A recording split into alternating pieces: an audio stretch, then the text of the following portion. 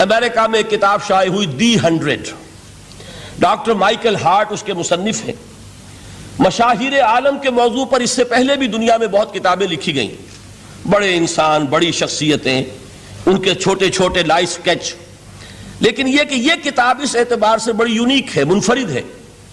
کہ انہوں نے 100 افراد کا انتخاب کیا، پوری انسانی تاریخ کی عظیم ترین 100 شخصیتیں، پھر ان میں گریڈیشن کی، ان میں ایک درجہ بندی قائم کی۔ یہ 100 تو ہے عظیم ترین پوری نوع انسانی میں، ان میں عظیم ترین کون ہے، پھر نمبر 2 کون ہے، پھر نمبر 3 کون ہے۔ یہی وجہ ہے کہ انہوں نے تاریخی اعتبار سے مرتب نہیں کیا، کرونالوجیکل آرڈر میں نہیں، بلکہ اس ترتیب سے کہ جو عظیم ترین انسان ہے اس کے نزدیک نمبر 1 پر اس کو لائے، پھر نمبر 2 پر جو ان کے بعد ہے۔ اور آپ کے علم میں یہ بات ہوگی کہ وہ ڈاکٹر مائیکل ہارٹ دی 100 میں نمبر 1 پر لائے محمد الرسول اللہ صلی اللہ علیہ وسلم، اور انہوں نے یہ کہا کہ بہت سے لوگ میری اس تصنیف میں نمبر 1 پر محمد کا ذکر دیکھ کر صلی اللہ علیہ وسلم حیران ہوں گے،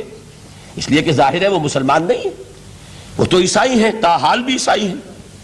انہوں نے کہا کہ اس میں مجھے لازماً I owe an explanation، مجھے اس کی وضاحت کرنی پڑے گی، اور اس کی جو دلیل اس نے دی ہے وہ اس شخص کی ذہانت کی بہت بڑی عکاسی کرنے والی شے ہے۔ کہتے ہیں this is because he is the only person، یہ دی اونلی کو انڈرلائن کر لیجئے اپنے ذہن میں، واحد شخصیت ہے پوری نسل انسانی کی، supremely successful in both the religious and the secular fields، کہ زندگی کے یہ 2 خانے جو آج کے انسان نے اپنے ذہن میں قائم کر لیے ہیں، ایک خانے کو وہ کہتے ہیں یہ مذہبی خانہ، یہ انفرادی ہے، عقائد ہیں، عبادات ہیں، کچھ سوشل کسٹمز ہیں، اگر کوئی فوت ہو جائے گا تو کیا کریں گے، اسے دفن کریں گے، جلائیں گے، کیا کریں گے، پیدائش ہے اسے سیلیبریٹ کس طرح کریں گے، یہ سوشل کسٹمز ہیں۔ تو دنیا میں یہ مانا جاتا ہے کہ یہ تو ہے ریلیجس اور پرائیویٹ افیئر ہے زندگی کا، اور ایک ہے سیاست، معیشت، تمدن، قانون، عدالت، سیاسی نظام، معاشی نظام وغیرہ،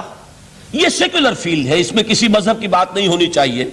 بلکہ یہ کہ جو بھی کسی ملک کے رہنے والوں کی اکثریت کی رائے ہو اس کے مطابق کام چلنا چاہیے۔ یہ ان کا ذہن ہے، ہمارا نہیں، معاذ اللہ۔ اسلام کے نزدیک انسانی زندگی انڈیویزیبل ہے، ناقابل تقسیم وحدت ہے، یہ ایک آرگینک ہول ہے، حیاتیاتی اکائی ہے جس کو تقسیم نہیں کیا جا سکتا۔ لیکن جدید ذہن کا تصور یہی ہے۔ اس تصور کے پس منظر میں دیکھیے کہ جو سب سے بڑی تحسین ہو سکتی تھی اور جو سب سے زیادہ ٹریبیوٹ پیش کرنے کا انداز ہو سکتا تھا وہ شخص نے پیش کر دیا حضور کو، کہ دونوں میدانوں میں بیک وقت انتہائی کامیاب انسان پوری تاریخ میں صرف ایک ہے، اور وہ محمد ہے صلی اللہ علیہ وسلم۔ اس لیے کہ جتنی بڑی شخصیتیں اور نظر آتی ہیں وہ یک رخی ہیں، یا ادھر عظیم ہیں یا ادھر عظیم ہیں۔ جو ادھر عظمت کی حامل ہیں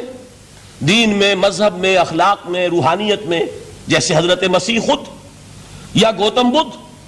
ان کا سیاست میں اس میں کوئی دخل نہیں، کوئی انقلاب برپا نہیں کیا، کوئی نئی حکومت قائم نہیں کی، تو وہاں انہیں 0 دینا پڑتا ہے۔ اور اس کے برعکس سکندر اعظم ہے، اٹیلا ہے، چنگیز ہے، ہٹلر کو بھی چاہے تو شامل کر لیں، جس کی فتوحات جو ہے وہ جنگل کی آگ کی طرح پھیلی ہیں، کوئی مشرق سے مغرب تک پہنچ گیا، کوئی مغرب سے مشرق تک چلا آیا۔ ہٹلر کہاں، آپ کو سکندر اعظم کہاں سے چلا، مقدونیہ سے، اور دریائے بیاس تک پہنچا ہے، اور ادھر سے چنگیز ادھر سے گیا وہاں تک پہنچا ہے، اٹیلا جو ہے سینٹرل ایشیا سے اور یورپ کے میدانوں تک پہنچا ہے۔ لیکن مذہب اور اخلاق کے میدان میں انہیں صرف 0 دینے سے کام نہیں چلتا، کوئی مائنس ویلیو معین کرنی پڑتی ہے۔ یہ ہے دنیا کی عظیم ترین شخصیتوں کا حال۔ ایک شخصیت ایسی ہے محمد کی صلی اللہ علیہ وسلم کہ ان کے بارے میں یہ کہنا مشکل ہو جائے گا کہ ان کی زیادہ عظمت جو ہے وہ مذہبی میدان میں ہے یا زیادہ عظمت جو ہے وہ سیاسی اور ملکی میدان میں ہے۔ ایک نئی تہذیب، ایک نیا تمدن، ایک نیا طرز حکومت، ایک نیا نظام معیشت، ایک نیا سماجی اور معاشرتی نظام،